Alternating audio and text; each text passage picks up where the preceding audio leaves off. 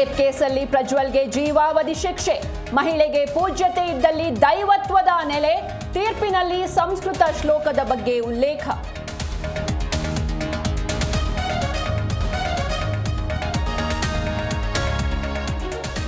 ಸಿಎಂಗೆ 78ನೇ ಹುಟ್ಟುಹಬ್ಬದ ಸಂಭ್ರಮ, ಯಾವ ಕಾರ್ಯಕ್ರಮವಿಲ್ಲದೆ ಮನೆಯಲ್ಲಿ ವಾಸ್ತವ್ಯ, ಸಚಿವ ಶಾಸಕ ಬೆಂಬಲಿಗರ ಶುಭ ಹಾರೈಕೆ.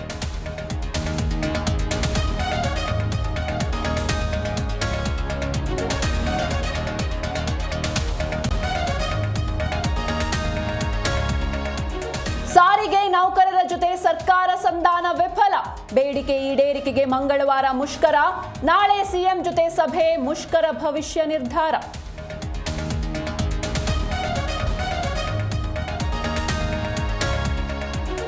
ಧರ್ಮಸ್ಥಳ ಪ್ರಕರಣಕ್ಕೆ ಟ್ವಿಸ್ಟ್, ಎಸ್ಐಟಿ ಕಚೇರಿಗೆ ಮತ್ತೊಬ್ಬ ದೂರುದಾರ ಎಂಟ್ರಿ, ಬಾಲಕಿ ಶವ ಹೂತಿದ್ದು ನೋಡಿದ್ದೇನೆ ಎಂದು ಆರೋಪ.